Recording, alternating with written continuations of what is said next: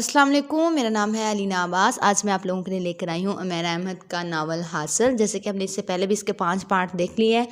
آج ہم part number 6 start کریں گے، لیکن اس کے لیے ضروری ہے آپ میرے چینل کو لائک کریں، سبسکرائب کریں اور اینڈ تک میری ویڈیو دیکھنا نہ بھولیں۔ آپ میرے جتنا ہو سکے میرے ویڈیو کو لائک کریں تاکہ یہ میری ویڈیوز بہت زیادہ لوگوں تک پہنچ سکے، اسپیشلی ان لوگوں پر جو ناول کے شوقین ہیں۔ جی ہم شروع کرتے ہیں پارٹ نمبر 6۔ اگلے چند ہفتوں میں گھر میں ہونے والے جھگڑوں میں شدت آ گئی تھی۔ زرشی اور بلال علی جیسے پہلے سے زیادہ ان لوگوں میں جھگڑے شروع ہو چکے تھے۔ دونوں طرف سے ایک دوسرے پر الزامات کی بارش کی جاتی تھی۔ دونوں کے ہاتھ جو چیز آتی وہ ایک دوسرے پر کھینچ مارتے۔ ہر رات حدید گھنٹوں ننھے بچوں کی طرح اپنے تکیے میں منہ چھپا کر روتا رہتا۔ باہر سے آنے والی آوازیں اور شور اس کے اعصاب کو بری طرح متاثر کرتے۔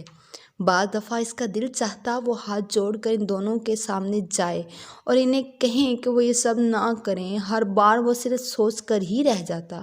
زرشی اور بلال علی کو اگر اب تک کسی چیز نے اکٹھے رکھا ہوا تھا تو وہ ان کی مشترکہ جائیداد اور فیکٹری کے شیئرز میں ان کا حصہ تھا۔ دونوں فریق مخالف کی زندگی کو اس قدر عذاب بنا دینا چاہتے تھے کہ دوسرا خود ہی اسے زندگی سے نکال دے۔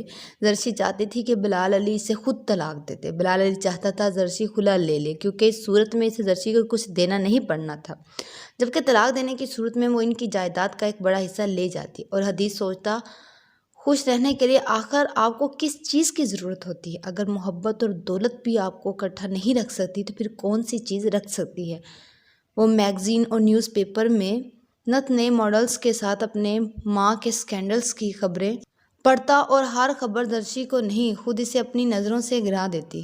ہر نئے سکینڈل کے بعد اس کے لیے اسکول جانا دنیا کا سب سے بڑا مشکل کام ہوتا تھا۔ اس کے کلاس فیلوز اس کی ماں کے حوالے سے اس سے کچھ پوچھتے اور اس پر جیسے بہت اس کو شرمندگی ہوتی، اس لیے اور اس کے کلاس فیلو اس کی ماں کی فیگر اور اس کے گلیمر کی تعریف کرتے۔ اس کا خون کھولنے لگتا، اس لیے زرشی کا نام اور حوالہ جیسے ایک گالی بن گیا تھا۔ اور زرشی اس بات پر نازاں تھی کہ وہ فیشن ڈیزائننگ کی دنیا کا ایک بڑا نام ہے۔ اس نے فیشن انڈسٹری کو ایک نیا ٹرینڈ دیا تھا۔ اس کا نام سن کر لوگ منہ مانگی قیمت پر اس کے منعقدہ کردہ فیشن شوز کی ٹکٹس خرید لیتے تھے۔ اس کے تیار کردہ کپڑے پہننا عورتیں اپنے لیے اعزاز سمجھتی تھی۔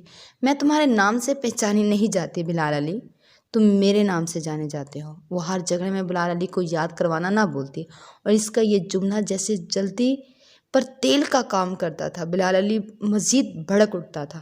حدید نہیں جانتا تھا کہ او لیولز کے بعد اے لیولز کے لیے اسے باہر بھیجنے کا فیصلہ کس کا تھا۔ اسے صرف او لیولز کا رزلٹ آنے کے بعد بلال علی نے اس بات کی اطلاع دی تھی۔ اس نے ہمیشہ کی طرح خاموشی سے سر جھکا دیا تھا۔ انگلینڈ جانے سے پہلے وہ ٹینا سے ملا تھا۔ 17 سال کی عمر میں اس نے پہلی بار کسی لڑکی کو پرپوز کیا تھا۔ کیا تم چند سال میرا انتظار کر سکتی ہو؟ صرف چند سال؟ ایک ریسٹورنٹ میں لنچ کرتے ہوئے اس نے ٹینا سے پوچھا تھا۔ وہ مسکراتے ہوئے اسے دیکھتی رہی۔ صرف چند سال؟ میں ساری زندگی تمہارا انتظار کر سکتی ہوں اگر مجھے یہ یقین ہو کہ تم واپس ضرور آؤ گے۔ مجھ پر یقین کرو ٹینا، آئی سویئر میں واپس ضرور آؤں گا، اس نے بے تابی سے کہا تھا۔ ٹینا نے ٹیبل پر رکھے ہوئے اس کے ہاتھ پر اپنا ہاتھ رکھ دیا تھا۔ آلرائٹ، میں تمہارا انتظار کروں گی، اس نے کہا تھا۔ اور اس دن وہاں ریسٹورنٹ میں بیٹھے بیٹھے انہوں نے اپنی زندگی کے بہت سے فیصلے کر لیے تھے۔ ہم دونوں کبھی آپس میں جھگڑا نہیں کریں گے، کبھی ایک دوسرے پر چلائیں گے نہیں، اپنے پیرنٹس سے مختلف زندگی گزاریں گے، بالکل مختلف، ایک دوسرے کی بات سنیں گے، ایک دوسرے کی عزت کریں گے۔ ہمارا گھر گھر ہوگا، زمین کا ٹکڑا نہیں۔ ہم کبھی ایک دوسرے سے علیحدہ نہیں ہوں گے۔ ہم کبھی اپنے بچوں کے ساتھ وہ سب نہیں کریں گے جو ہمارے پیرنٹس نے ہمارے ساتھ کیا۔ وہاں انہوں نے مل کر بہت سے خواب بنے تھے۔ ہر خواب کو خواہش کی تار سے بنایا گیا تھا، ہر تار کو امید کی سوئی سے جوڑا گیا تھا۔ اس رات 2 بجے کی فلائٹ سے انگلینڈ جاتے ہوئے وہ اگر خوش نہیں تھا تو کم سے کم پرسکون ضرور تھا۔ زندگی میں ایک دم ہی جیسے کوئی مقصد آ گیا تھا۔ مجھے اسٹڈیز میں بہت محنت کرنی ہے کیونکہ مجھے ٹینا کو کچھ دینا ہے۔ وہ سب کچھ میرا اپنا ہوگا، میرے پیرنٹس کا نہیں۔ جہاز میں آنکھیں بند کر کے سونے سے پہلے اس نے جیسے خود سے ایک وعدہ کیا تھا۔ انگلینڈ میں اس کی زندگی بہت مصروف تھی، مگر اس کے باوجود وہ ٹینا سے مسلسل رابطہ رکھے ہوئے تھا۔ ہر ویکنڈ پر وہ اسے فون کرتا، ہفتے میں 2 بار اسے خط لکھتا۔ اس نے اب اپنے پیرنٹس کے بارے میں پہلے کی طرح پریشان ہونا چھوڑ دیا تھا۔ ان کے بارے میں کچھ سوچتا نہیں چاہتا تھا، نہ ہی سوچنا چاہتا تھا، کیونکہ اس سے وہ بیزاری کچھ اتنی سی بڑھ گئی تھی اس کی کہ اس دن اس کے نانا نے اسے فون کیا، حدید، زرشی پر کسی نے فائرنگ کی ہے اور وہ زخمی ہے، ہاسپٹل میں ایڈمٹ ہے۔ ان کی آواز میں گھبراہٹ تھی، حدید کے پیروں تلے سے جیسے زمین نکل گئی تھی۔ نانا، یہ کیسے ہو سکتا ہے؟ مجھے کسی نے کچھ نہیں بتایا۔ اسے اس خبر کی صداقت پر یقین نہیں آ رہا تھا۔ حدید، میں سچ کہہ رہا ہوں، تم پاکستان فون کر کے اپنے فادر سے پوچھ لو، اور مجھے بلال نے ہی فون پر اطلاع دی تھی۔ حدید نے مزید کچھ کہے بغیر فون بند کر دیا اور پاکستان کال کرنے لگا تھا۔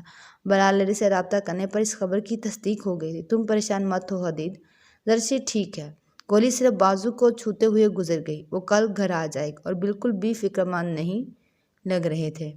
پاپا، میں واپس آنا چاہتا ہوں، پلیز میری سیٹ بک کروا دیں، اس میں ممی کو دیکھنا چاہتا ہوں، اس نے اصرار کیا تھا۔ میں نے تمہیں بتایا ہے نا کہ زرشی ٹھیک ہے، تم فکر مت کرو، تمہارے پیپرز ہونے والے ہیں، اس طرح تم سب کچھ چھوڑ کر کیسے آ سکتے ہو؟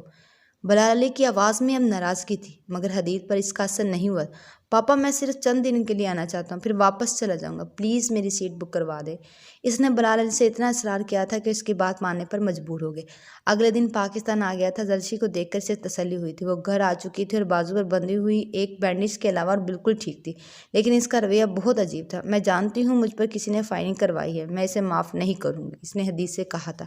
ممی، آپ پر کس نے فائرنگ کروائی ہے؟ اگر آپ جانتے ہیں تو پلیز پولیس کو بتائیں تاکہ وہ ان لوگوں کو پکڑ سکے۔ حدید بے حد پریشان ہو گیا تھا۔ ہر کام پولیس کو نہیں کرنا ہوتا، بعض کام خود کرنے چاہیے۔ اس کا لہجہ بہت عجیب تھا۔ آپ پاپا کو بتائیں، وہ کچھ نہ کچھ ضرور کر لیں گے، حدید نے اصرار کیا۔ بلال علی، وہ تو… زرشی کچھ کہتے کہتے رک گئی تھی۔ اس نے حدید کا چہرہ بہت غور سے دیکھا تھا۔ یہ سب تمہارے بابا نے کروایا اور اب میری باری ہے۔ وہ دم باخود ہو گیا۔ میں جانتی ہوں تمہیں یقین نہیں آ رہا، کسی کو بھی یقین نہیں آئے گا، مگر یہ سب تمہارے بابا نے کروایا ہے۔ ممی، وہ کیوں؟ I don't believe it. مجھے یقین ہے آپ کو ضرور کچھ غلط فہمی ہوگی۔ مجھے کوئی غلط فہمی نہیں ہوئی، سمجھے؟ اگر شک ہے تو اپنے باپ سے پوچھو۔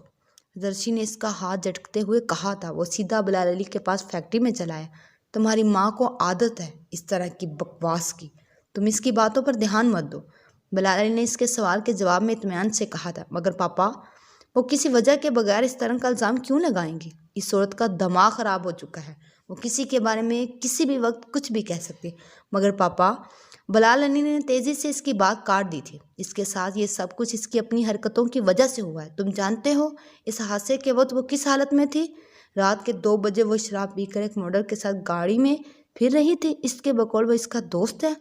وہ زرشی کے ایسے کتنے دوست ہیں یہ تم مجھ سے بہتر جانتے ہو۔ اب اگر ان میں سے کسی نے رکاوٹ کی بنا پہ یہ کام کیا تو اس کا الزام میرے سر نہیں تھوپ سکتی۔ مجھے اگر اسے قتل کروانا ہوتا تو بہت عرصہ پہلے کروا چکا ہوتا، 30 سال انتظار نہ کرتا۔ انہوں نے اپنی صفائی میں اور بھی بہت کچھ کہا تھا۔ حدید ان کے آفس سے نکلنے کے بعد واپس گھر نہیں گیا، وہ سیدھا ٹینا کے پاس گیا تھا۔ حدید، تم ان سب باتوں کو ذہن پر سوار مت کرو، تم بس اپنی اسٹڈیز پر دھیان دو۔ تم واپس انگلینڈ جا کر A-لیولز کے پیپر دو، اپنے پیرنٹس کے بارے میں تم کچھ نہیں کر سکتے، ٹینا نے بڑی لاپرواہی سے اسے سمجھایا تھا۔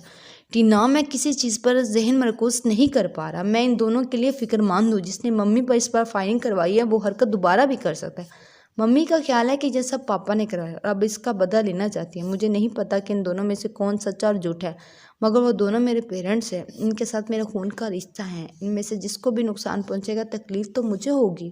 میری سمجھ میں نہیں آتا حدید کہ تمہارے پاس اپنے ماں باپ کے علاوہ اور کوئی ٹاپک کیوں نہیں ہے؟ تم ہمیشہ ان کے قصے لے کر بیٹھے رہتے ہو، کیا تم مجھ سے اور بات نہیں کر سکتے؟ حدید نے حیرانی سے اسے دیکھا تھا، اس کے چہرے پر بیزاری نما تھی۔ ٹینا، وہ میرے پیرنٹس ہیں، مجھے ان سے محبت ہے۔ تمہاری زبان پر ہر وقت بس ایک ہی جملہ ہوتا ہے، وہ میرے پیرنٹس ہیں، مجھے ان سے محبت۔ تمہیں ان کے علاوہ کسی اور سے محبت نہیں ہے؟ ٹینا، تمہیں کیا ہو گیا؟ تم کیا کہہ رہی ہو؟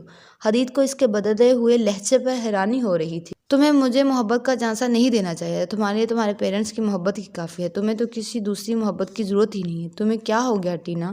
اتنے سالوں سے ہم دونوں مل رہے ہیں، اتنے سالوں میں تمہارے پاس اپنے ماں باپ کے قصے کے علاوہ کون سا ٹاپک تھا؟ ہر چیز کی ایک حد ہوتی ہے، تمہارا خیال ہے دنیا میں ہر خوشیاں اگر کسی پر قیامتیں ٹوٹی ہیں تو وہ صرف تم ہو؟ ٹینا کی تلخی آج عروج پر پہنچی تھی، وہ چپ چاپ اسے دیکھتا جا رہا تھا۔ یقیناً وہ کسی وجہ سے پریشان ہوگی، ورنہ ٹینا ایسے تو نہیں ہے۔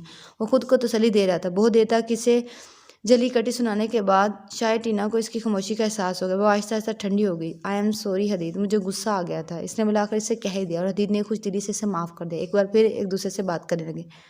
میں اے لیولز مکمل کرنے کے بعد واپس آ جاؤں گا, باقی تعلیم یہی حاصل کروں گا. ریسٹورینٹ سے نکلتے ہوئے اس نے ٹینا سے کہا تھا, تمہارا دماغ خراب ہو گیا؟ نہیں, میرا دماغ خراب نہیں ہوا. شاید میرے یہاں رہنے کی وجہ سے وہ دونوں ایک دوسرے کو نقصان پہنچانے کی کوشش نہ کریں. میں ان دونوں کو اس طرح ایک دوسرے کی جان لینے کے لیے نہیں چھوڑ سکتا. وہ بہت سنجیدہ تھا. اور تمہارا کیریئر, تم نے اس کے بارے میں کیا سوچا ہے؟ ٹینا ایک بار پھر تلخ ہو گئی. میں اپنا MCS یہاں بھی کر سکتا ہوں. تم جانتے ہو پاکستان کی ڈگری کی کیا ویلیو ہے؟ انشاءاللہ ہم کل سٹارٹ کریں گے پارٹ نمبر 7. مزید پورا ناول سننے کے لیے ضروری ہے آپ میرے چینل کو لائک کریں, سبسکرائب کریں اور ہاں میری ویڈیو اینڈ تک دیکھنا